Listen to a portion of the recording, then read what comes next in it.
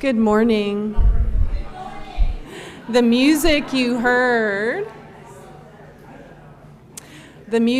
just heard is your signal to settle into your seats and prepare for the start of our worship service. Before we begin, we have a few quick announcements. And my name is Karina Whitaker-Lewis. My pronouns are she, her, and I serve as San Gabriel's Director of Religious Education. But I first want to invite our treasurer, Ron Karish, forward to give us an update on our pledge drive.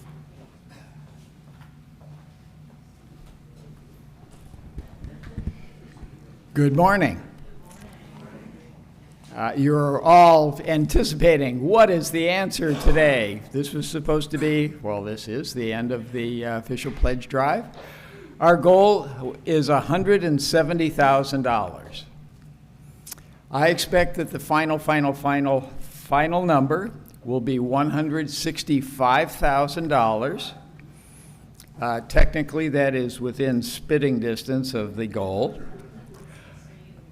And this Thursday, the board will meet. They'll review the results of the pledge drive, a proposed budget, and prepare for the congregational meeting in June. I mark this as a success. It is a doable amount of money. We are going to be able to continue the programs we have, compensate our staff, support the denomination, and do a number of good thing projects in the coming year. So I want to thank you all for your generous contributions, and those of you that haven't already sent in a pledge card, I will find you. Thank you very much.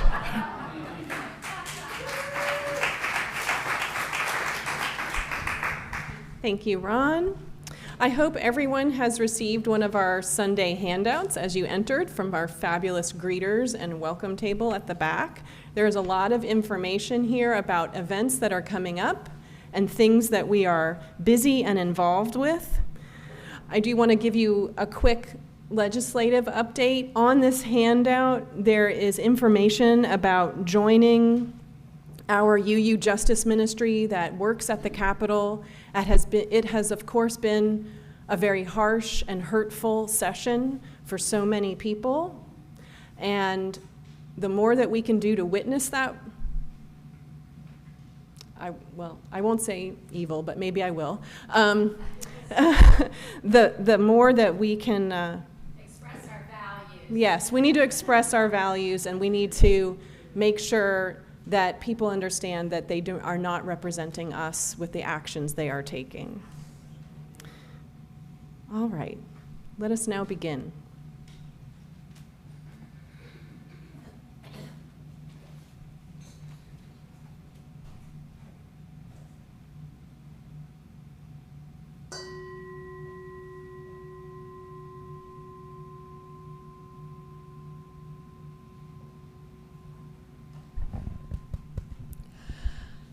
My name is Mimi Ray, and my pronouns are she, her, and I have been a member of San Gabriel since I moved to Georgetown in 2018.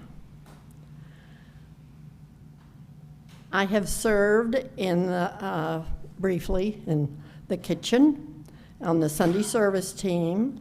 I served 1 year on the board, and now I'm on membership, where I'm usually standing back there. But of all the things I do here, my very favorite activity connected with San Gabriel is my covenant group. Our group of 7 meets on the 3rd Tuesday of the month with materials for a monthly theme. This is a special place to discuss and share thoughts about something really important to our spiritual lives. And I hope that if you're not part of one, you will think about becoming part of one. And if you need to know how, you can see me after the service. San Gabriel is a member congregation of the Unitarian Universalist Association. There are over 1,000 UU congregations in the United States. All of us together are working for a just, peaceful, and sustainable world. Sustaining each other here in community is the first step down the long road of that important work. If you would like to know more about us and learn about upcoming events, please go to our website and sign up for our newsletter. And please know that whoever you are, wherever you are from, whomever you love, wherever you are on life's journey, you are welcome here. Ooh. So, now let us greet this day in song. Our opening hymn is Wake Now My Senses. It's number 298 in the gray hymnal. The words will be projected. Please rise in body and spirit as you are able.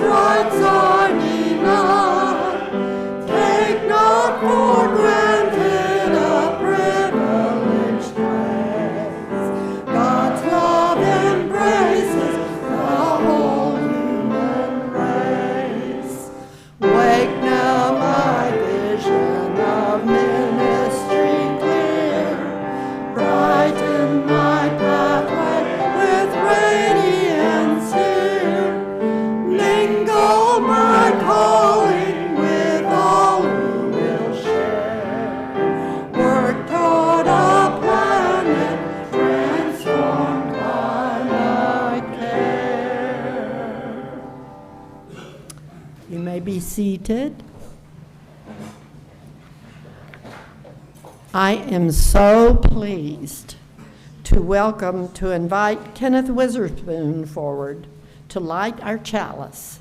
He has a poem written in honor of this service.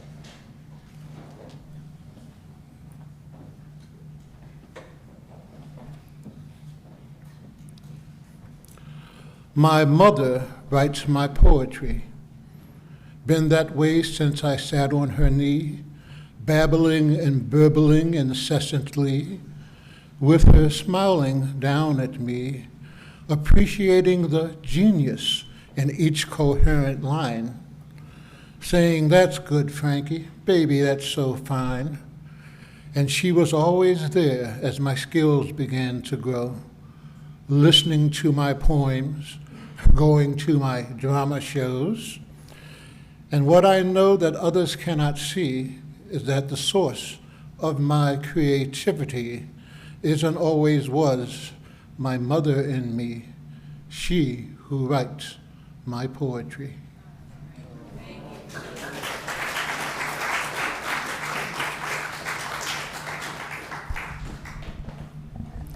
Welcome again. For those of you here in the sanctuary and watching from home, we're so glad you are here today. For our call to worship this morning, I share with you the words of Reverend Sharon Wiley. It is said that ministers are here to comfort the afflicted and afflict the comfortable. I say we are all, by turns, both afflicted and comfortable. May our time together this morning be both a comfort and a confrontation. May we here find peace in times of tumult. May we here invite tumult into lives of peace. May we here find calm in times of restlessness. May we here allow restlessness to evolve into action. Let this be the place you consider what you've never considered. Let this be the place you imagine for yourself something new and unthinkable. May this hour bring dreams of new ways of being in the world. Come, let us worship together.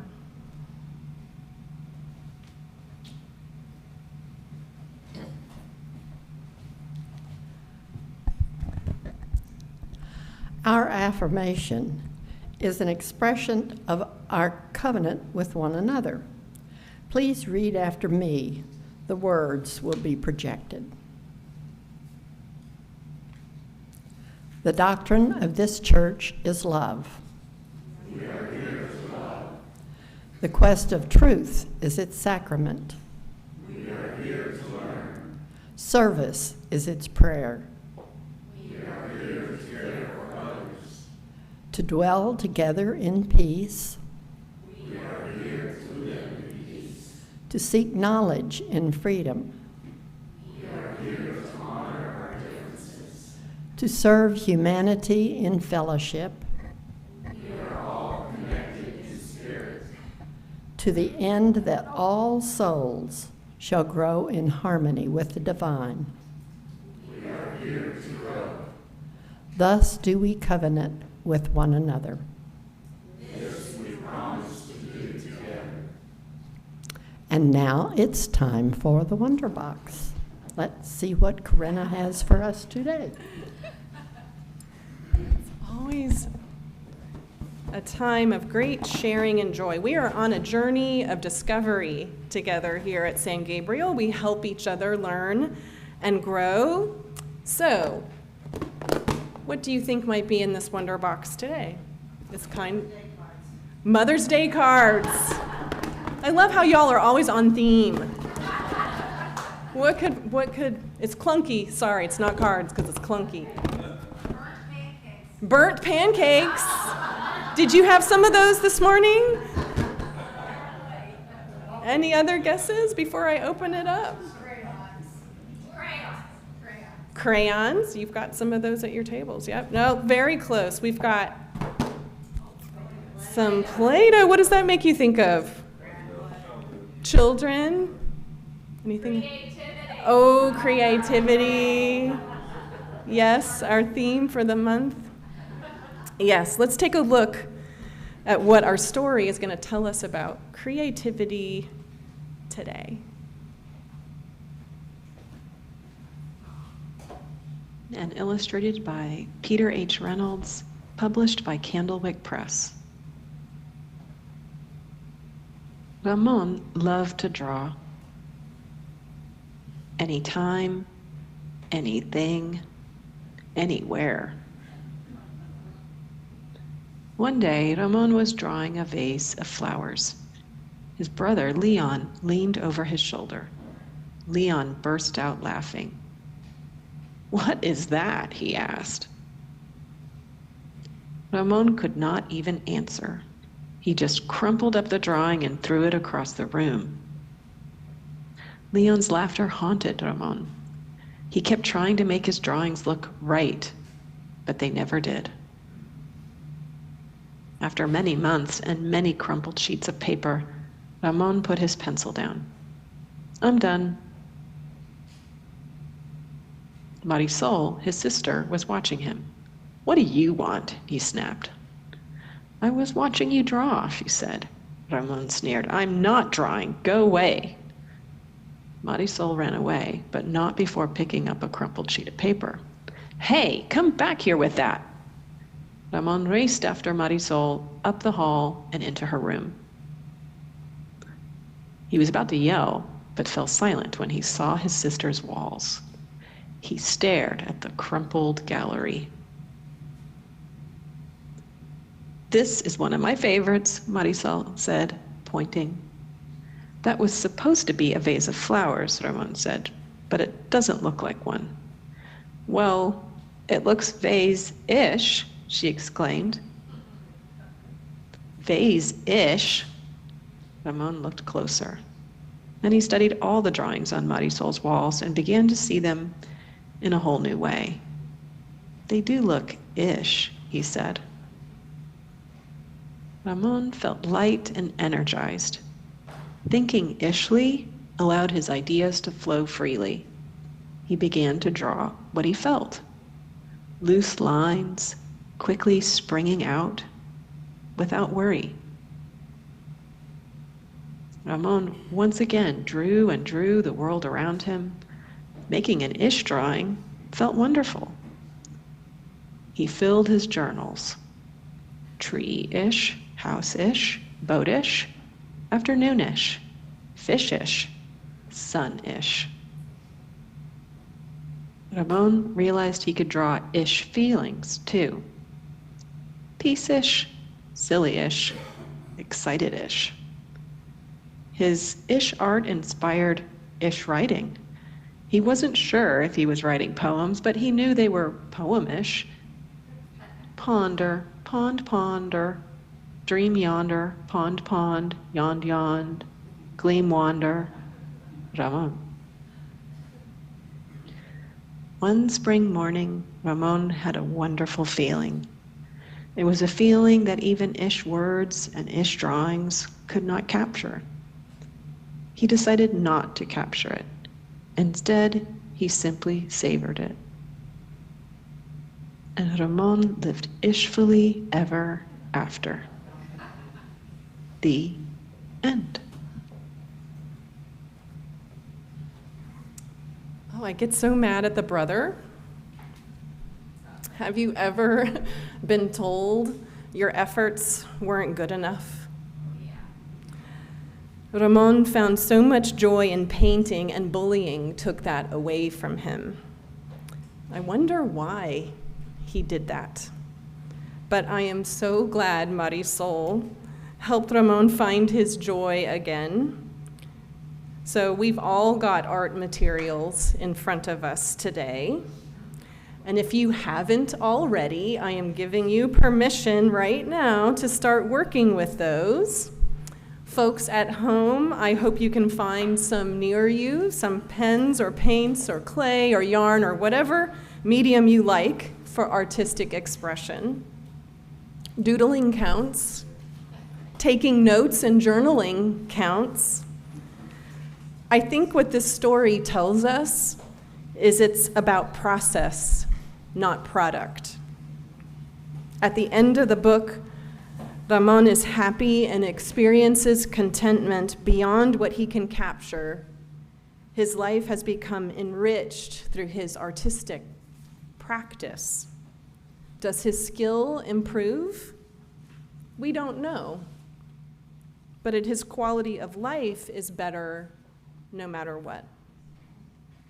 So if there's some people who are not at a table, there is a table right up here that still has spots. Jean, you are welcome to come and sit with others so you can have access to the materials. Many thanks to our own Mr. Spoon for his beautiful chalice lighting today, which so deftly encompasses our theme of creativity.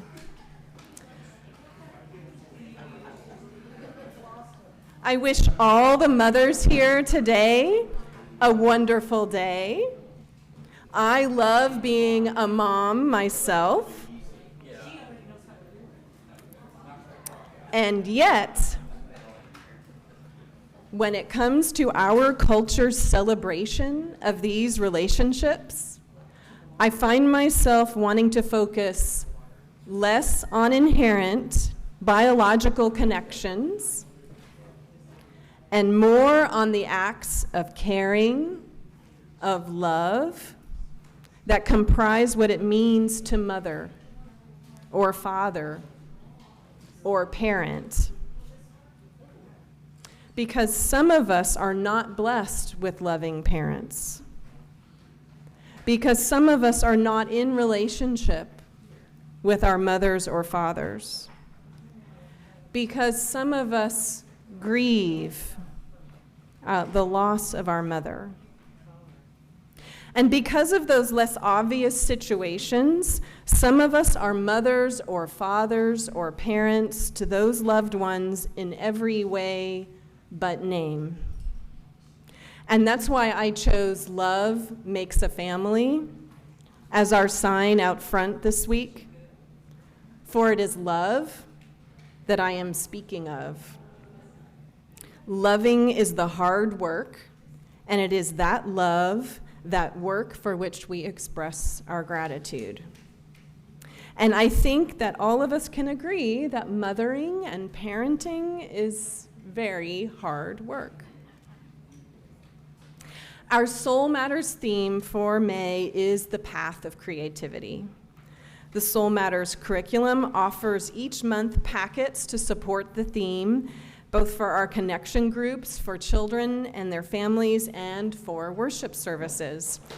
The resources for this theme on creativity this month were particularly rich, and for sermon suggestions, I'm going to share with you what they offered.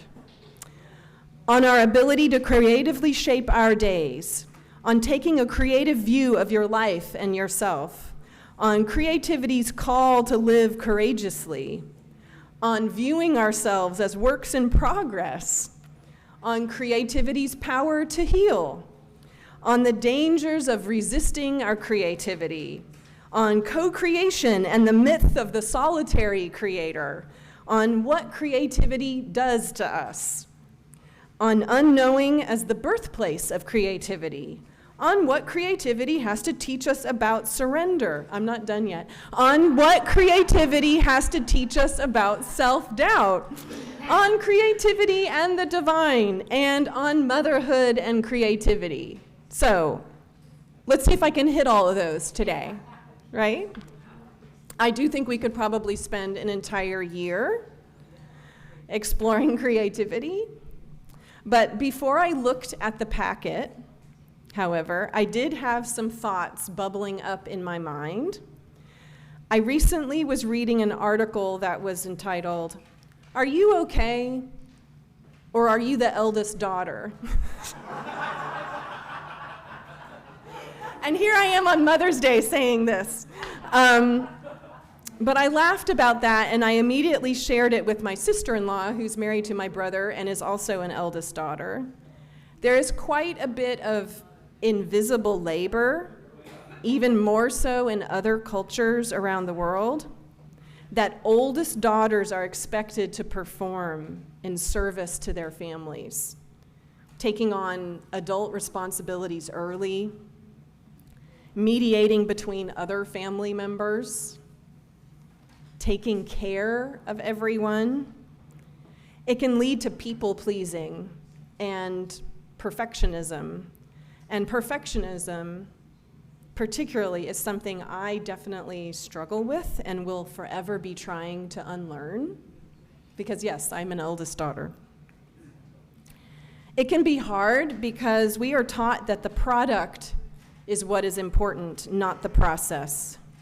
And if we are focused on the product, on the destination rather than the journey, we limit ourselves often to one particular vision, one particular goal or understanding. That's the only way we can attain the supposed perfection. And we miss what the journey might be trying to show us. I remember when my children were little, I had to learn to keep only one or two of their creations and let the rest go. Even being trained as a teacher myself, I had to hear their preschool teacher tell me that it was the process that mattered, not the product. I needed to be reminded. Children learn through playful experience by having the opportunity to express themselves freely. We all do, really. And the products of those expressions are ancillary to the process, not the focus. So, how do we give ourselves permission to not be perfect? We need to, because we so often suffer under the demands of perfection. We saw that in the story with Ramon's struggle, and yet he was unaware of any supposed imperfections in what he was creating until someone else, his brother, made that judgment, which he then listened to.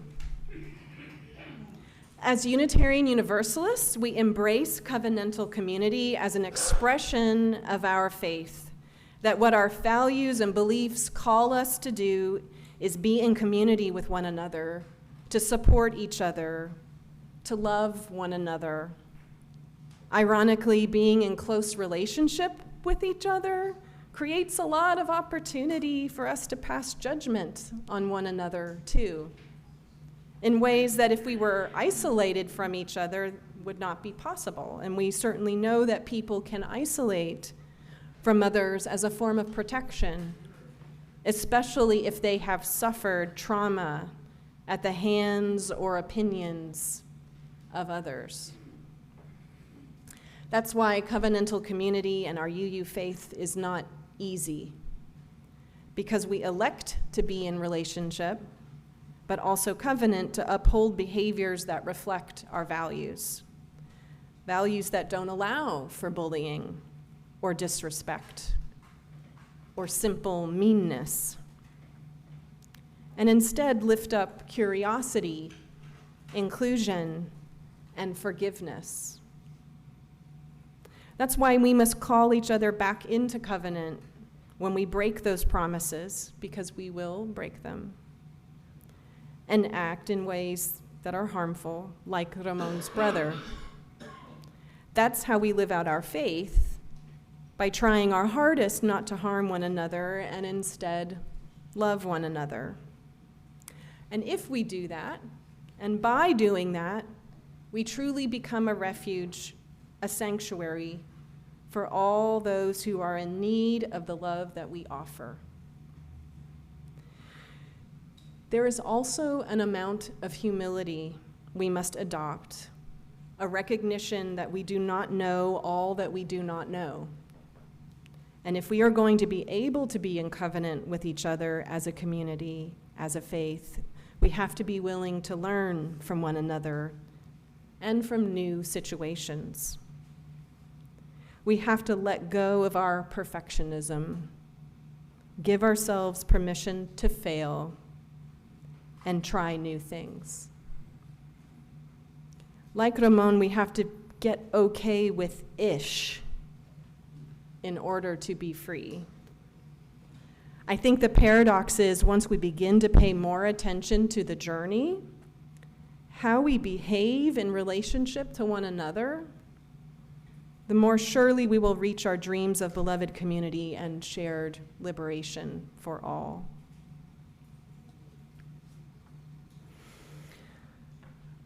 Let's pause here for a minute. Take a moment for reflection on this, on letting perfectionism go. Deep breaths. How can we support each other in deepening the journey and loving one another all the more?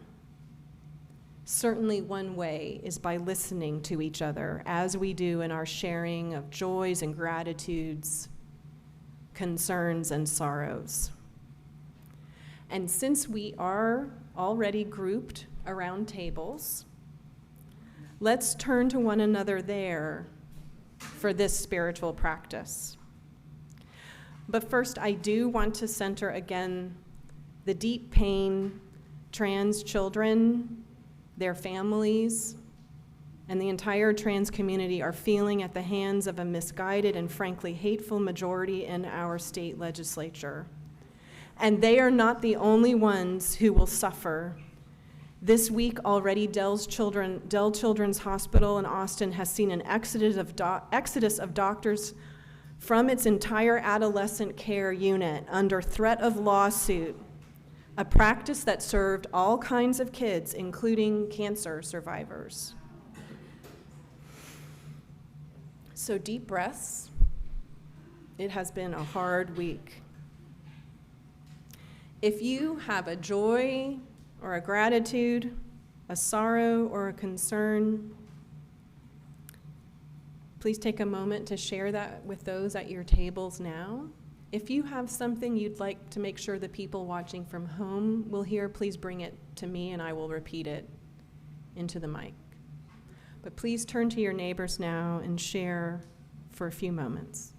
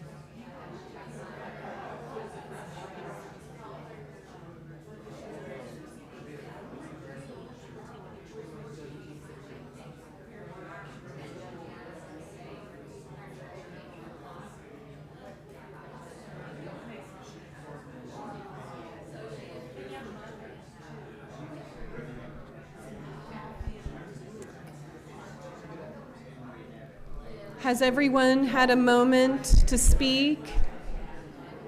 Is there anything that you'd like me to share with the folks at home that you want to bring forward?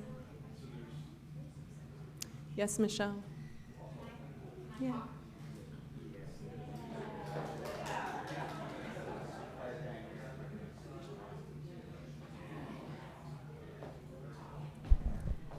This is a joy on behalf of our entire congregation in that your social justice team is helping a young woman that we met in Austin at the Drum Conference. Drum is Diverse and Revolutionary UU Ministries. And this young gal is a victim of domestic abuse.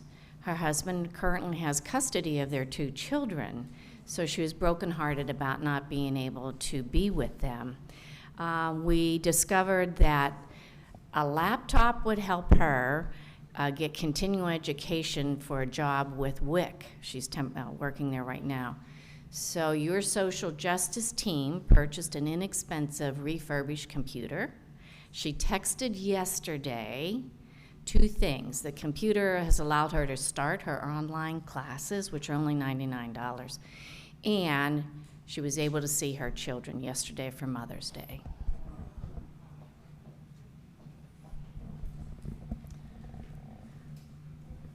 For all the gratitude, for all the sorrow, we hold and bless one another. May the time spent in sharing what's on your heart and mind lighten your load and expand your joy, deepening your connections within, among, and beyond. Amen, and blessed be.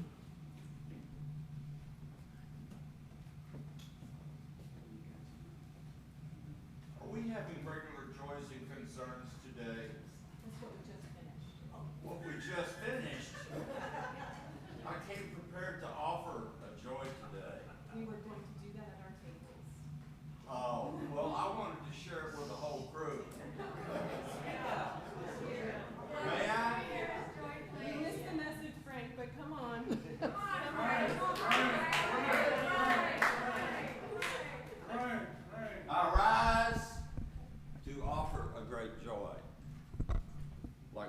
Angelou.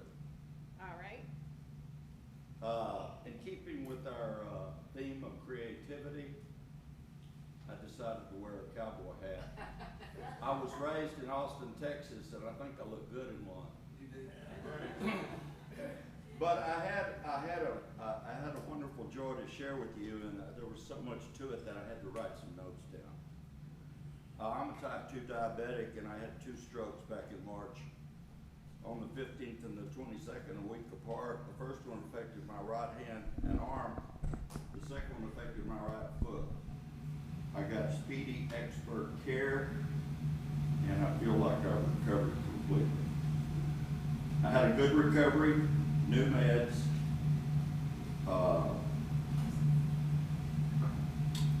I was released to go back to work part-time and finally to drive after a month. My family really stepped up huge. I was hospitalized for a total of 7 days, and they were there almost every minute to rearrange my pillows, give me a drink of water, whatever. I got emails from a lot of you folks expressing concern. I got rides from some of you. Bill Hornbuckle, John Shaw, Sarah Smith.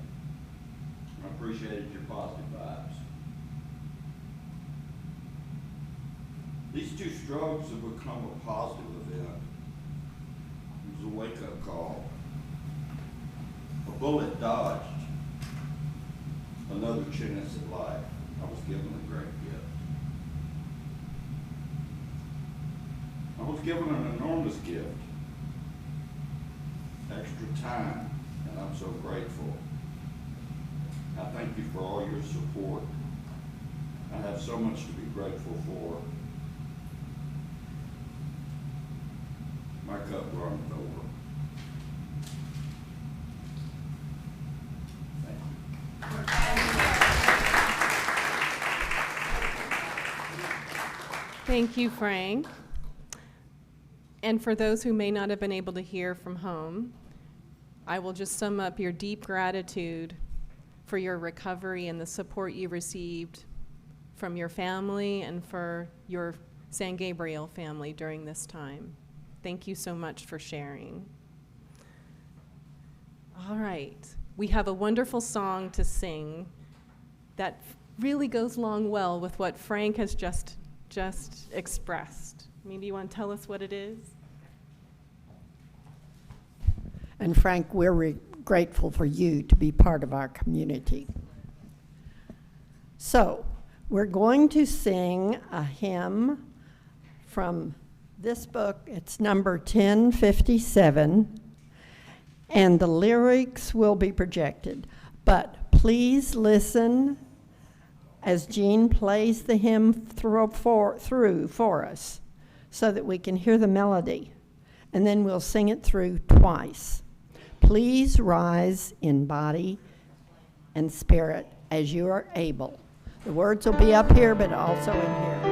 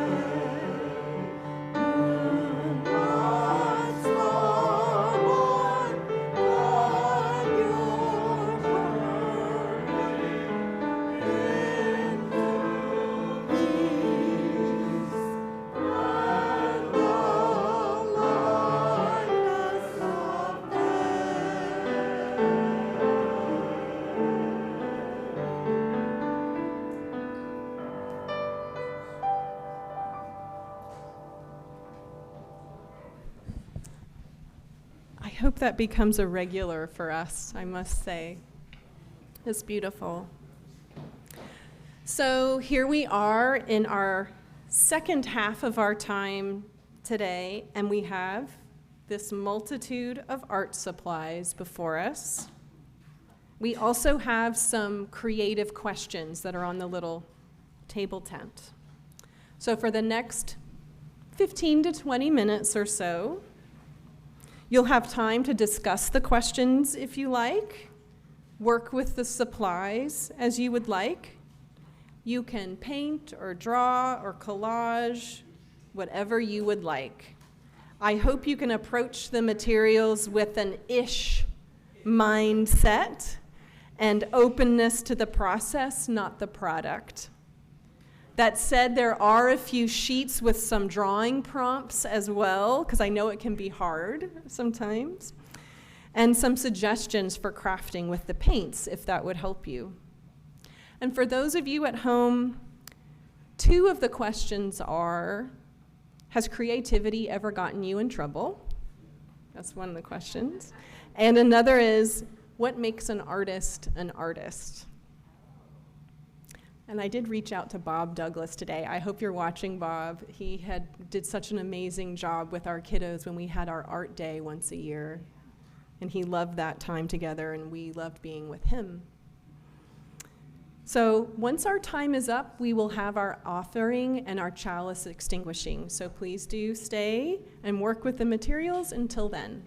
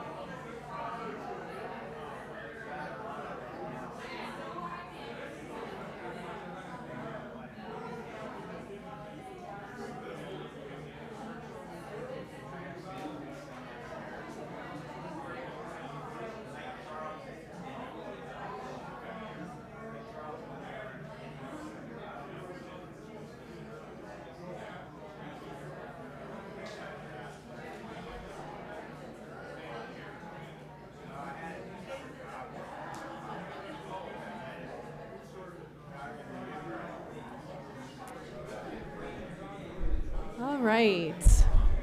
There is no time limit.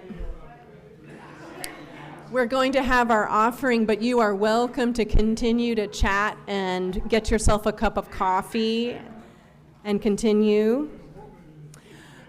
Our offering today, oh, I'm reading Mimi's part. You go ahead and go. Okay, our offering today is special. Our music for the offering is Simple Gifts, word and music by Brackett, arranged by Robert Vandal. In honor of Mother's Day, we are giving our plate to the National Bailout Collective and their Mama's Day Bailout Initiative. Every day, tens of thousands of people languish in jail simply because they cannot afford bail. Black people are over 2 times more likely to be arrested, and once arrested, are twice as likely to be caged before trial. This program aims to bail out as many black mamas and caregivers as they can so that they can spend Mother's Day with their families where they belong. Please give generously as you are able. Come forward.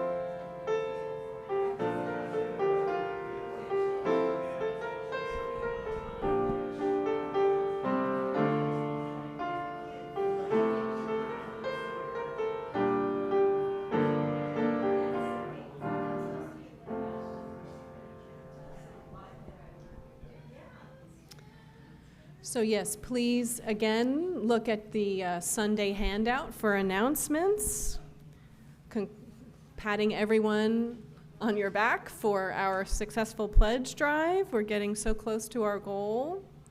And we, of course, thank everyone who helped make today's service possible. Thank you, Jean and Mimi, and Spoon, for being up here on the chancel with me today, for our tech team helping folks watch from home, and our hospitality and welcoming folks, making our coffee and making sure everything goes smoothly today. Please do join us for coffee and snacks, and you may continue, of course, to work with your art supplies and chat at your tables, whatever you would like to do today. Mimi is going to now extinguish our chalice.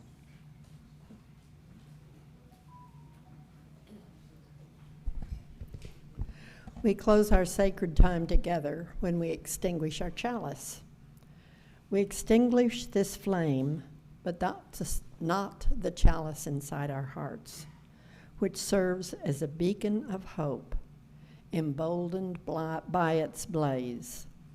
We are reminded that our strength as prophetic and powerful people is found when we come together at San Gabriel, which is here in Georgetown to stay, no matter come what may.